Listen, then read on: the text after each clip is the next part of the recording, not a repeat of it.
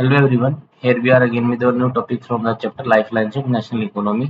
हम lifeline of national economy से अगला चैप्टर अपना पढ़ने वाले हैं, जो इसमें नए कंसेप्ट आए बेटा वो है आपके एक्सरसाइज के क्वेश्चन जो कि पीवाईक्यू से आते हैं। तो हमारा चैप्टर कौन सा है? ये लाइफलाइंस ऑफ नेशनल इकोनॉमी है, जिसमें हम अपने ऑब्जेक्टिव क्वेश्चंस को या सर्च एंड रीजन या फिलिंग द ब्लैंक्स या ट्रू फॉल्स जो एक्सरसाइज आती है बेटा, उस एक्सरसाइज को इस वीडियो में करने वाले हैं। चलिए फर्स्ट क्वेश्चन देखते हैं। Tourism help in the development of international understanding and cultural and heritage आएगा बेटा, जो कि टूरिज्म किसकी डेवलपमेंट में हेल्प करता है बेटा? कल्चर और हेरिटेज की इसमें हेल्प करता है। International understanding and culture and heritage में हेल्प करता है। सेकंड क्वेश्चन है, which of the following visits India for heritage tourism, eco tourism, adventure tourism, cultural tourism, medical tourism और बिजनेस टूरिज्म। लास्ट क्लास जो हमने tourism के ऊपर ली थी बेटा, उसमें मैंने आपको बता दिया था कि टूरिज्म के तौर पर हमारे यहाँ पे फॉरेनर्स ही आते हैं, जो अपने इको टूरिज्म के लिए, हेरिटेज टूरिज्म के लिए, या फिर हमारे एडवेंचर टूरिज्म उसके लिए, या फिर कल्चरल टूरिज्म उसके लिए, मेडिकल टूरिज्म उसके लिए, सारे हमारे कौन आते हैं बेटा? हमारे फॉरेन टूरिस्ट ही आते हैं। What locations are connected by longest national highway number 7? ध्यान रखना बेटा, NH7 लॉन्गेस्ट हाईवे है, उससे कौन कौन जुड़े हुए हैं बेटा? वाराणसी और कन्याकुमारी जुड़े हुए हैं बेटा, वाराणसी और कन्याकुमारी जुड़े हुए हैं। कौन सा है हाईवे बेटा ये? NH7। ना तो इसमें आएगा दिल्ली और कन्याकुमारी, ना इसमें आएगा दिल्ली और मुंबई, ना इसमें आएगा जबलपुर और मदुरई, ना आएगा आपका वाराणसी और कन्याकुमारी। तो कौन कौन से जुड़े हुए हैं बेटा? हमारे वाराणसी और कन्याकुमारी जुड़े हुए हैं। विच one of the following is the eastern terminal of the east west corridor? का ईस्टर्न टर्मिनल बताना बेटा, मैं आपको एक बार पूरा ही है बता देता हूँ ईस्ट वेस्ट कॉरिडोर क्या है। ईस्ट वेस्ट कॉरिडोर है कि गुजरात में तो पोरबंदर जो बेटा कनेक्टेड है, और वहां पे दूसरी तरफ जो यह सिलचर है बेटा, जो कि आपका ईस्ट साइड में इसके साथ जुड़ा हुआ है। नेक्स्ट क्वेश्चन आता है, which two of the following extreme location? अब इसको कंप्लीट ही बताना, जो मैंने आपको ऊपर क्वेश्चन में बताया है कौन जुड़े हुए हैं, इसमें कंप्लीट बताना। नीचे सिलचर और पोरबंदर है बेटा, जो कि आपके ईस्ट वेस्ट कॉरिडोर के साथ जुड़े हुए हैं बेटा। विच one of the following ports was developed to relieve the pressure on the Kolkata port? कौन सा पोर्ट ऐसा बेटा जो कोलकाता पोर्ट के ऊपर से प्रेशर को रिलीव करने के लिए बनाया गया है? That is known as Haldia airport है बेटा। जो हल्दिया पोर्ट है उसको, कोलकाता जो पोर्ट था उसके ऊपर बहुत ज्यादा प्रेशर था बेटा, उस प्रेशर को रिलीव करने लिए एक नए पोर्ट का निर्माण किया गया, एक नए पोर्ट को बनाया गया, that is known as Haldia, जिसको हम क्या बोलते हैं? Haldia. Main type of water transport कभी भी आता है तो हमेशा उसमें ओशियन टाइप आएगा बेटा, किसको बोलेंगे हम? ओशियन बोलेंगे, जो कि हमारा main type of water transport है। Which of the following national highway is called? कौन सा शेयर था? सो रिमार्क, आपने जब भी वीडियो देखी थी, जब भी हमने हाईवे स्टार्ट किए थे, नेशनल हाईवे की जो वीडियो थी बेटा, उसमें हमने सबसे पहले यही पढ़ा था, कौन सा? NH1 को पढ़ा था, जो कि एक नेशनल हाईवे हमारा। और ये नेशनल हाईवे अमृतसर को आपकी दिल्ली से जोड़ता है वाया लुधियाना से होते हुए। तो कभी भी नेशनल हाईवे नंबर 1 आएगा तो आप किस चीज का नाम लेंगे? आपका एक तो आएगा बेटा ये अमृतसर, और दूसरा कौन सा आएगा बेटा? हमारा दूसरा आएगा आपका, ये आएगा आपका, हाँ, दूसरा आपका आएगा दिल्ली। दिल्ली के साथ कौन सा जुड़ा हुआ बेटा? ये अमृतसर में जुड़ा हुआ है। Countries like Nepal and Bhutan are called land lock countries बोलते हैं बेटा, क्योंकि इनसे ना कभी भी ओशियंस नहीं लगते बेटा इनके किनारे पे, तो इसलिए नेपाल और भूटान को क्या बोला जाता है बेटा? These are land lock countries. देखो कोस्टल कंट्रीज वो होती हैं बेटा जिन कंट्रीज के कोस्ट पर क्या लगता है बेटा? जिनके कोस्ट पर लगता हो ना, जो मतलब ओशियन लगता हो, तो उन कंट्रीज को क्या बोला जाता है बेटा? उन कंट्रीज को कोस्टल कंट्रीज बोला जाता है। लेकिन जिन कंट्रीज के चारों तरफ अगर मान लें जमीन लगती है तो उनको बोला जाता है बेटा लैंड लॉक कंट्रीज बोला जाता है। एयर ट्रांसपोर्ट वाज नेशनलाइज्ड इन 1953 में। ध्यान रखना बेटा, एयर ट्रांसपोर्ट को नेशनलाइज गवर्नमेंट ने अपने अंडर कब लिया था? तो ये आपने अपने अंडर कब लिया था बेटा? 1953 में। कहाँ ले लिया था? अपने अंडर ले लिया था। तो उसको बोला जाएगा air transport was nationalised in the year 1953 आएगा बेटा। कब आएगा? 1953 आएगा। Dash has one of the largest road network in the world aggregating about 2.3 million kilometre at present. वो कौन आएगा बेटा? इंडिया आएगा। हमारा सबसे बड़ा लार्जेस्ट रोड नेटवर्क है बेटा वर्ल्ड में, और जो कि 2.3 मिलियन किलोमीटर जो है बेटा इस प्रेजेंट में। तो इसका नाम क्या आएगा बेटा? हमारा इंडिया ही आएगा, जिसमें सबसे बड़ा रोड नेटवर्क हमने पूरे वर्ल्ड में रखते हैं। 2.3 मिलियन किलोमीटर का रोड है बेटा।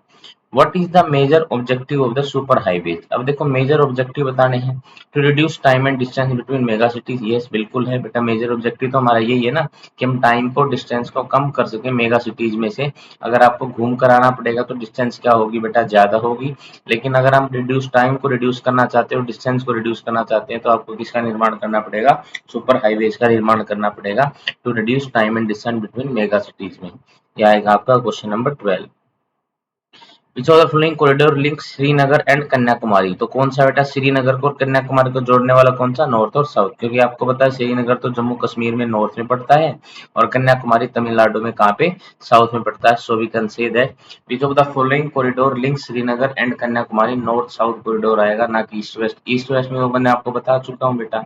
ईस्ट वेस्ट में कौन आते हैं आपके, सिलचर आता है असम में, और दूसरी तरफ आता है पोरबंदर, वो आता है वेस्ट में आता है बेटा, जो कि गुजरात में है। तो ये हमारे दोनों के दोनों कौन से हो जाएंगे, नॉर्थ साउथ कॉरिडोर में तो कौन होगा बेटा हमारा, नॉर्थ साउथ कॉरिडोर में आएगा आपका श्रीनगर और कन्याकुमारी, और ईस्ट और वेस्ट कॉरिडोर में जो आने वाला है वो आएगा आपका सिलचर, जो कि आपका असम में है, और दूसरा आएगा बेटा पोरबंदर, जो कि आपका कहाँ पे है, गुजरात में है। तो इस क्वेश्चन का आंसर क्या होगा, कौन सा कॉरिडोर श्रीनगर को और कन्याकुमारी को जोड़ता है, तो that is called as north south corridor बोला जाएगा बेटा।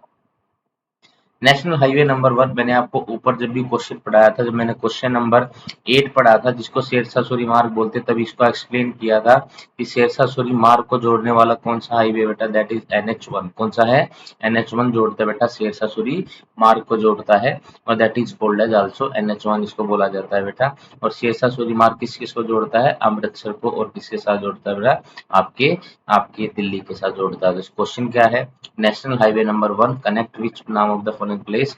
दिल्ली का कामिर नहीं है, खामिर नहीं, यहाँ पे वैसे कश्मीर भी लिख सकते थे, खामिर तो कोई जगह ही नहीं है। दिल्ली और लखनऊ नहीं हो सकता, दिल्ली और पटियाला नहीं हो सकता, तो कौन सा आंसर होगा, दिल्ली और अमृतसर होगा। Which of the following roads received special impetus under Pradhan Mantri Gramin सड़क, सडल नहीं बेटा, यहाँ पे सडल की जगह सड़क आएगा। तो एक प्रधानमंत्री ग्रामीण सड़क योजना थी जिसका मेन मोटिव था कि टाउन के साथ एवरी विलेज जुड़ा रहे बेटा। तो ये ग्रामीण में प्रधानमंत्री ग्रामीण सड़क योजना के अंतर्गत आता है, that is known as rural roads बोलते हैं उनको। उनको क्या बोलते हैं बेटा, रूरल रोड्स बोलते हैं। और इन रूरल रोड्स को जोड़ने का मतलब क्या था कि आपका हर एक विलेज टाउन के साथ जुड़ा हुआ रहे। तो ये मेन मोटो के साथ एक स्पेशल योजना आई थी बेटा, और उस योजना का नाम क्या था, प्रधानमंत्री ग्रामीण सड़क योजना। अर्बन रोड्स नहीं आएंगे, NH नहीं आएंगे, रूरल रोड्स आएंगे, जिसमें विलेजेस को जोड़ा जाता है बेटा, किसके साथ, विलेजेस को जोड़ दिया जाता है बेटा आपके टाउन के साथ। तो पहला कौन सा था बेटा, रूरल रोड्स थे बेटा, जिसके अंतर्गत प्रधानमंत्री ग्रामीण सड़क योजना को निकाला गया था, और ताकि रूरल रोड्स होते कि विलेज रोड्स को किसके साथ जोड़ा जा सके बेटा, टाउन के साथ जोड़ा जा सके। How many type of imported network of pipeline transported are there in the country? 3 pipeline networks है बेटा हमारे देश में, ध्यान रखना कभी पूछे, क्योंकि हमने जब लैंड लोग पढ़ा था तो लैंड के साथ हमने रेलवेज को भी पढ़ा था, रेलवेज के साथ हमने पाइप्स को भी पढ़ा था। तो अगर पूछे इंडिया में कितने पाइप हैं जो अभी भी एक्टिव है बेटा, तो 3 पाइप्स हैं इंडिया में जो कि हमारे अभी भी एक्टिव है, इंपोर्टेंट नेटवर्क है पाइपलाइन के। In the country there are 3 network है बेटा जो कि हमारे किसकी है, पाइपलाइन से रिलेटेड। नेक्स्ट क्वेश्चन आता है, gas pipeline from Hazira in Gujarat connect Jagdishpur to which of the state, बेटा तो उत्तर प्रदेश का ध्यान रखना है बेटा। देखो मैं बताया था ना जगदीशपुर और हजीरा वाली HJ वाली आई थी बेटा, ध्यान रखना। Gas pipeline from Hazira in Gujarat connect Jagdishpur in which of the following state, को ध्यान रखना किसको जोड़ती है बेटा, ये उत्तर प्रदेश को जोड़ती है, किसको जोड़ती है, उत्तर प्रदेश को जोड़ती है। Which of the following was the first port developed soon after independence, के बाद कौन से पोर्ट को आपको क्या किया गया था बेटा, वॉल्यूम ऑफ ट्रेड में किया गया था मुंबई पोर्ट में। तो इसका आंसर आएगा बेटा आपका कांडला एयरपोर्ट को जोड़ा गया था बेटा मुंबई पोर्ट में। पीछे the flood product plan with view to develop Mumbai port as a port to the region, तो कौन सा था बेटा, जवाहरलाल नेहरू पोर्ट था बेटा। क्या नाम लिया गया, which of the following port was planned with a view to decongest the Mumbai port serve as a port to the region, के रूप में जवाहरलाल नेहरू पोर्ट को, ताकि मुंबई पोर्ट के ऊपर इतने ज्यादा जो अमाउंट की गुड्स अवेलेबल है बेटा उसके ऊपर प्रेशर डालते हैं। तो कौन सा पोर्ट था बेटा, वो आपका जवाहरलाल नेहरू पोर्ट था बेटा, जिसको हमने जोड़ा था। How many railway zone are there in India, 16 zone है बेटा, ध्यान रखना। 14, 15 और 18 नहीं आएगा, अगर जोन्स के बारे में बात होगी बेटा तो कितनी है बेटा, 16 जोन हमारे जो किसके अंदर आते हैं बेटा, इंडिया के अंदर आते हैं। How much is the contribution of agriculture and allied product in the export में, अगर एग्रीकल्चर का कभी भी पूछे तो कंट्रीब्यूशन कितना बेटा, 9.9% है जो कंट्रीब्यूशन है। एक बात का और ध्यान रखना बेटा, ये डेटा चेंज भी होते रहते हैं, तो डेटा को एक बार जरूर गूगल कर लेना बेटा, क्योंकि एक्सपोर्ट का अब ये हर साल बदलता रहता है बेटा। प्रीवियस ईयर क्वेश्चन अगर मान ले पहले आए होंगे तो ऐसा भी हो सकता है कि डेटा आपकी चेंज हो गए हो। तो कंट्रीब्यूशन ऑफ एग्रीकल्चर ये आप सिंपली गूगल पर सर्च करेंगे तो आपको बिल्कुल आसानी के साथ आ जाएगा, जिससे आपको लेटेस्ट नॉलेज के बारे में पता लग पाएगा। तो how much contribution agriculture and life products का बेटा 9.9%, ये हमने लास्ट में किया भी था। The highway projects are being implemented by, कौन से हाईवे प्रोजेक्ट बेटा, वो होती है NHAI। N stands for national, H stand for highway, A stand for authority and I stand for India बेटा। तो कौन सा national highway authority of India है बेटा, जिसके अंतर्गत आते हैं कि हमने किनको जोड़ा बेटा, NHAI के द्वारा किनको जोड़ा बेटा, पोर्ट्स को सबको जोड़ा गया है। What percentage of foreign tourist arrival in India in 2010 against the year 2009 में, तो 11.8%। Foreign tourist arrival in country witnessed in the year 2010 against the year 2009 के हिसाब से अगर कंपैरिजन करें तो 11.8% टूरिस्ट अराइवल्स हुई थी बेटा हमारी कंट्री में, जो कि हमारी क्या थी, बहुत ही ज्यादा। ये इससे हमें पता लगता है कि टूरिज्म के मामले में और इन सब मामले में हमारा क्या था बेटा, बहुत ही अच्छा कंट्रीब्यूशन था। कि कितना था, 11.8% बेटा, ये ध्यान रखना है। 24 क्वेश्चंस को देखते हैं। Which of the following promotes national integration and provides supports to the local handicraft and agriculture? तो और उत्तर बिल्कुल आंसर आपको आ जाना चाहिए बेटा, कि किसी के बारे में पूछे तो क्या आएगा बेटा, टूरिज्म आएगा। टूरिज्म क्या करता है बेटा, percentage of foreign tourist arrival in the country witnessed in year 2010 against the year 2009। तो हमारा परसेंटेज अगर कभी भी देखें तो, सॉरी ऊपर वाला क्वेश्चन पढ़ दिया मैंने, लेकिन फिर भी 11.8% है। Which of the following promotes national integration and provide support to the local handicraft, और लोकल हैंडीक्राफ्ट को क्या प्रोवाइड करवाता है बेटा, सपोर्ट प्रोवाइड करवाता है। और कल्चरल की हेरिटेज को भी डेवलपमेंट करता है, परस्यूट करता है, that is known as tourism बेटा। तो ये थे आपके क्वेश्चन एमसीक्यूज के बेटा। पूरे क्वेश्चन नंबर कितने थे, 24 तक थे। एक बार इनको फटाफट रिवाइज कर लेते हैं 1 मिनट के अंदर ही, उसके बाद फिर आगे चलते हैं। Tourism help in the development of international trade and understanding में किसकी हेल्प करता है बेटा, कल्चरल एंड हेरिटेज की हेल्प करता है। इको टूरिज्म एडवेंचर, जिस तरीके के डिफरेंट टाइप ऑफ टूरिज्म है बेटा, उनमें जो फॉरेन टूरिस्ट है वो टूरिस्ट करते हैं बेटा कहाँ पे, वो टूरिज्म लेते हैं बेटा, कहाँ का, इंडिया का लेते हैं बेटा। नैनत श्याम कभी भी पूछे किसको जोड़ता है बेटा, वाराणसी और कन्याकुमारी को आपस में जोड़ता है। Which one of the following the eastern terminal है बेटा, ईस्ट वेस्ट कॉरिडोर का, तो सिलचर है बेटा कहाँ पे, ये आपका सिलचर कहाँ पे आएगा, सिलचर आएगा आपका वेस्ट में, सॉरी ईस्ट में, और पोरबंदर आएगा आपका बेटा वेस्ट में, जो कि श्रीनगर है। और नेक्स्ट क्वेश्चन इसी से रिलेटेड है, हमें एक्सट्रीम पॉइंट्स बतानी है, एक्सट्रीम लोकेशंस बतानी है किसकी बेटा, ईस्ट वेस्ट कॉरिडोर में। तो ध्यान रखना ये कौन कौन सी है, सिलचर और पोरबंदर है। सिलचर कहाँ पे बेटा, असम में, और पोरबंदर कहाँ पे बेटा, आपका गुजरात में है। Which one of the following ports were develop to relieve the pressure of, Kolkata port को रिलीव करने के लिए हल्दिया पोर्ट को बनाया गया था। मेन टाइप ऑफ ट्रांसपोर्ट कौन सी बेटा, आपकी ओशियन ट्रांसपोर्ट है। Which of the following, Sher Shah Suri Marg कौन सा बेटा, आपका NH1 है। मैंने आपको पहले ही जब हमने NH1 की वीडियो को स्टार्ट किया था तो मैंने आपको बताया था NH1 को ही क्या बोलते हैं, शेरशाह सूरी मार्ग बोलते हैं। और शेरशाह सूरी मार्ग के द्वारा दो को जोड़ा जाता है, एक है अमृतसर और दूसरी तरफ है Delhi.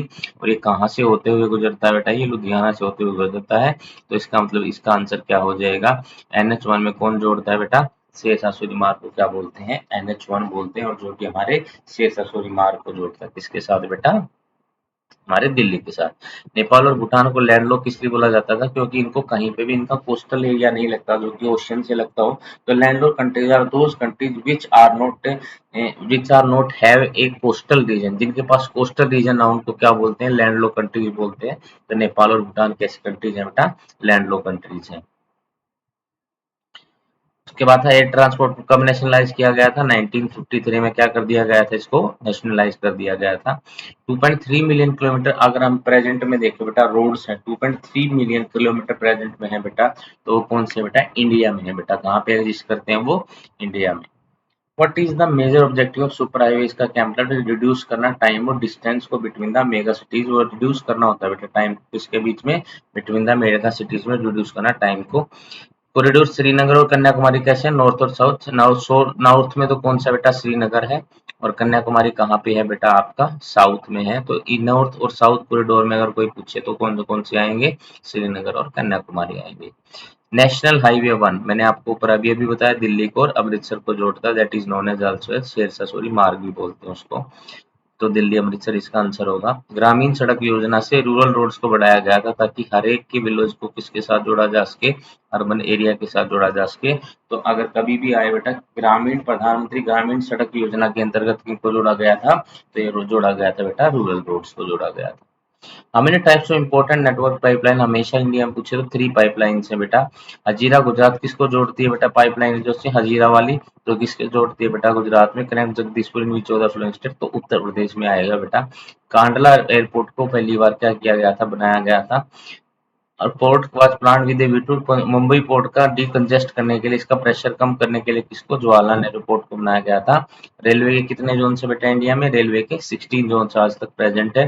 How much contribution agriculture करती है, 9.9% करती है। और हमारे जो हाईवे प्रोजेक्ट है बेटा उनको इम्प्लीमेंट करने का काम कौन करता है, NHAI करता है, national highway authority of India. What percentage of foreign tourist arrivals in the 11.8%, 2010 में देखा गया था बेटा, 2010 में। और हमारी जो प्रोवाइड करती है नेशनल इंटीग्रेशन, वो क्या बेटा, लोकल हैंडीक्राफ्ट को टूरिज्म करता है। तो ये थे आपके 1 मार्क्स के क्वेश्चंस। इसके सेक्शन नंबर 2 पे चलते हैं, और इसका सेक्शन नंबर 2 क्या है बेटा, फिल इन द ब्लैंक है। देखो वही आ गया था, first port developed soon after the independence is Kandla airport. कौन सा एयरपोर्ट था बेटा, कांडला एयरपोर्ट को क्या किया गया था बेटा, उसको एस्टेब्लिश किया गया था किसके बाद, इंडिपेंडेंस के बाद।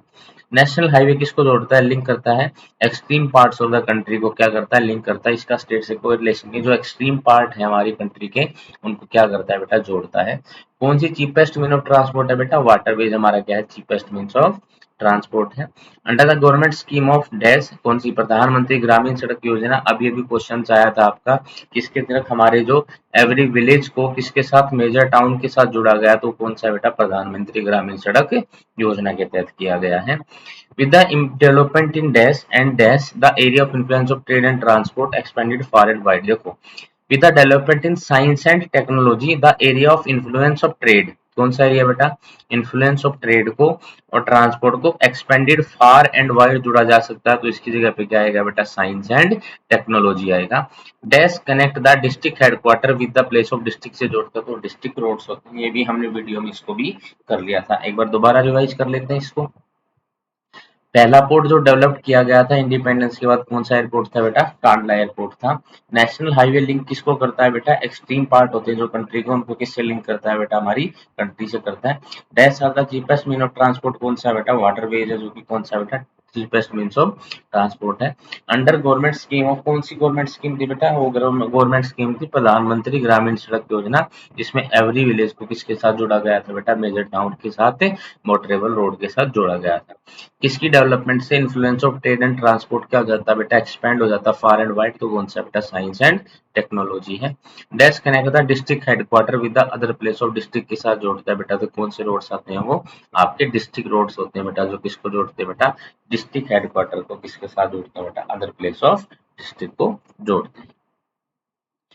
नेक्स्ट क्वेश्चन है बेटा ट्रू एंड फॉल्स, और इसमें लिखा हुआ है read each of the following statement, right if is true और false. The Ganga river between Allahabad and Haldia, ये हमें पता है बेटा हमारा नेशनल वाटरवे नंबर 1 है। ये मैंने जब आपको वाटरवे करवाए थे वीडियो के अंदर, तो वहां पे देख लीजिएगा, तो कौन सा नंबर पे आता है बेटा, नंबर 1 पे आता है। Ganga river between Allahabad and Haldia कौन से बेटा, नेशनल वाटरवे नंबर 1 के अंतर्गत हमारे आते हैं।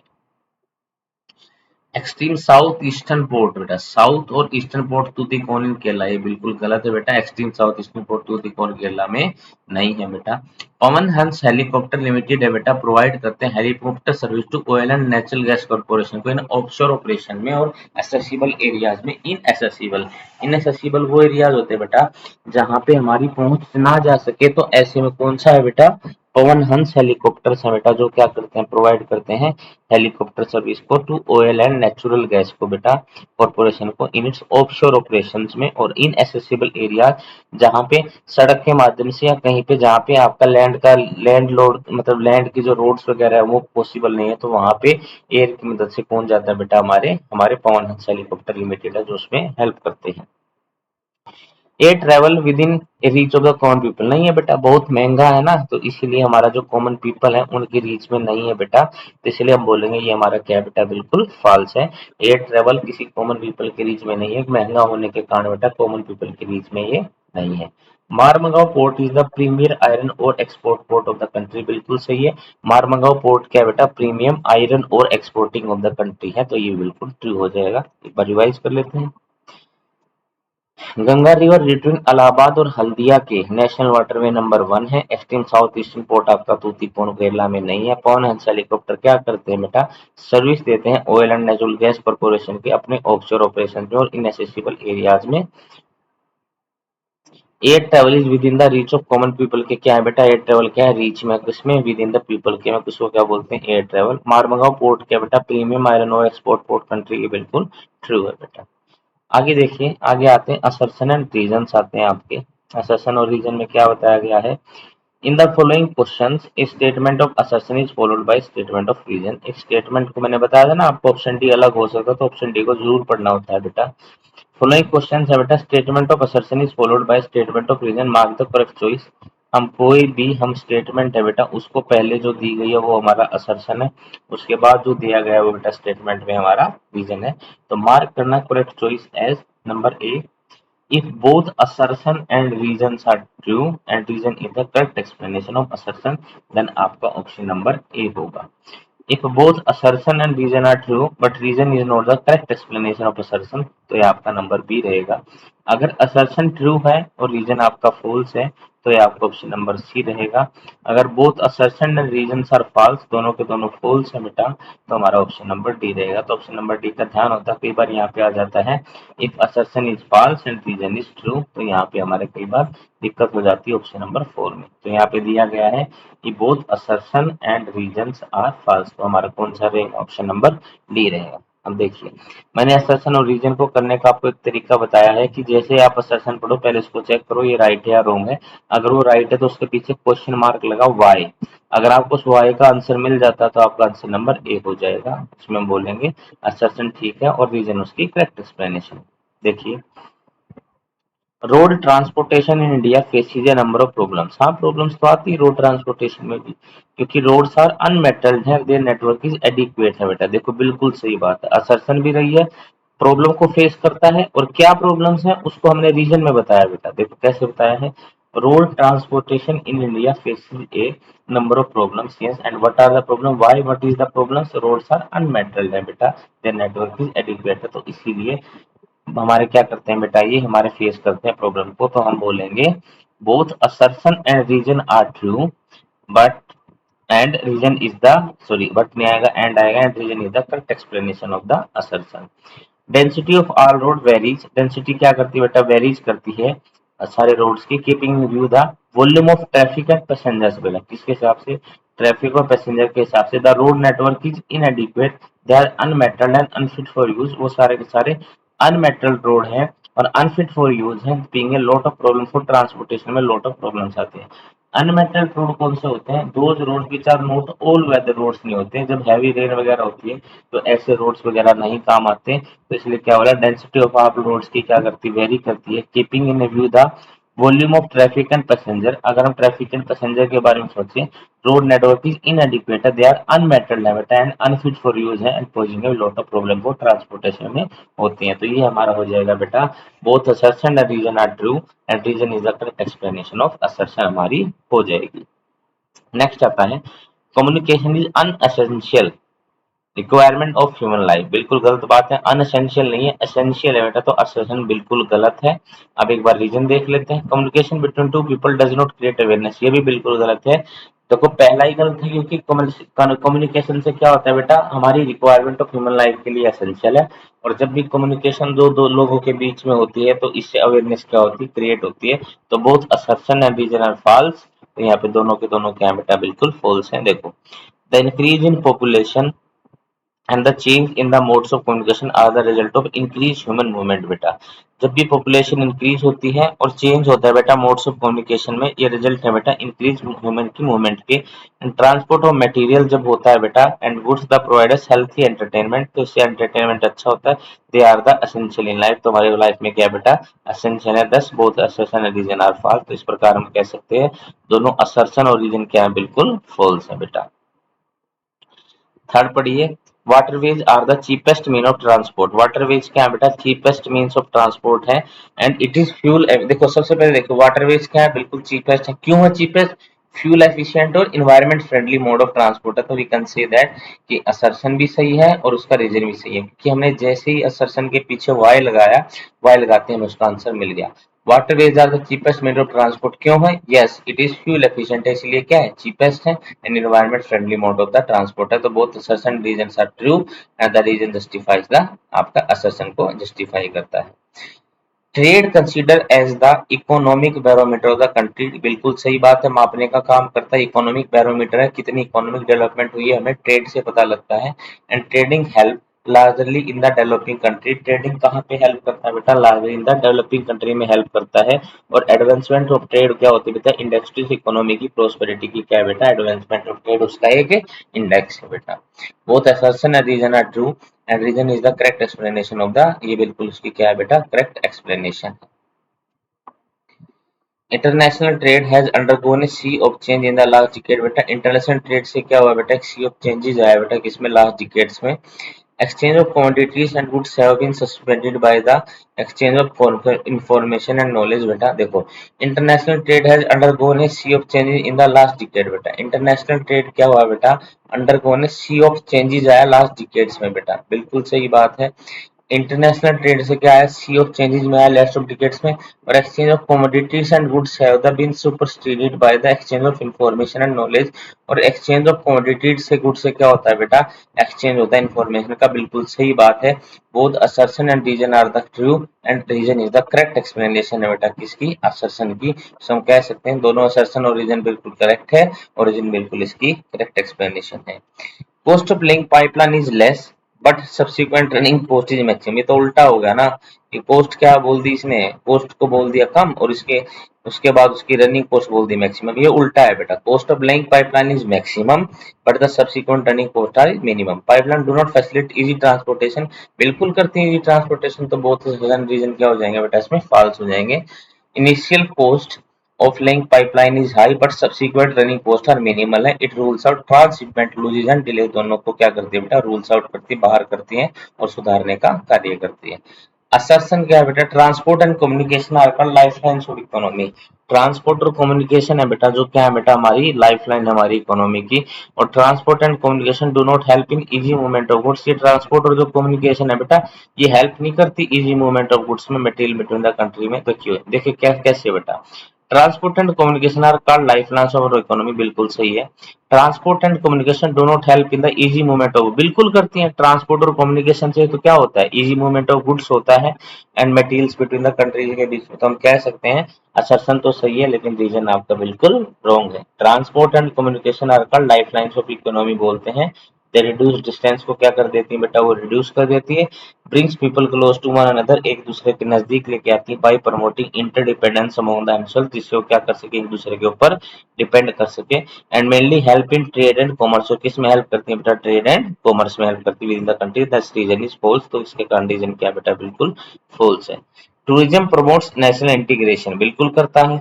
Millions of national integration and millions of the people are directly engage in tourism industry. तो कैसे करता है national integration? Millions of people engage है तो इससे क्या हो जाता है? नेशनल इंटीग्रेशन हो जाता है? बिल्कुल नहीं, तो इसकी करेक्ट एक्सप्लेनेशन नहीं है। तो both assertion and reasons are true but reason is not the correct explanation of the assertion, की करेक्ट एक्सप्लेनेशन नहीं है। तो tourism promotes national integration and help in the development of, understanding करता है बेटा अमंग वेरियस कंट्री के बीच में अबाउट आवर कल्चर और हेरिटेज के रूप में। 9 क्वेश्चन देखिए। Mass communication promote national integration, बिल्कुल सही है। मास कम्युनिकेशन किसको बोलते हैं? जब एक इंफॉर्मेशन लॉट ऑफ पर्संस के पास पहुंचाई जाती है तो उसको मास कम्युनिकेशन बोलते हैं। तो प्रमोट करता है बेटा इंटीग्रेशन को, और क्या प्रोवाइड करता है बेटा? एंटरटेनमेंट को प्रोवाइड करता है। रीजन क्या है बेटा? It strengthen the democracy in the country by providing news to the masses. तो डेमोक्रेसी हमारी क्या होती है बेटा? बिल्कुल स्ट्रेंथन होती है। They feel attach to the country and feeling of nationalism arises in them, और एक फीलिंग ऑफ नेशनलिज्म क्या होती है बेटा?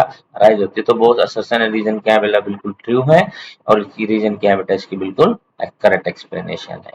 तो ये थे आपके बिल्कुल असर्शन और रीजंस। इसके साथ आपकी एक्सरसाइज क्या होती है बेटा, वो उसका एंड होता है।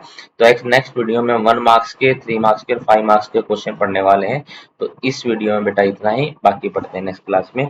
आशा करता हूँ आपको समझ में आया होगा। Thank you very much, have a nice day.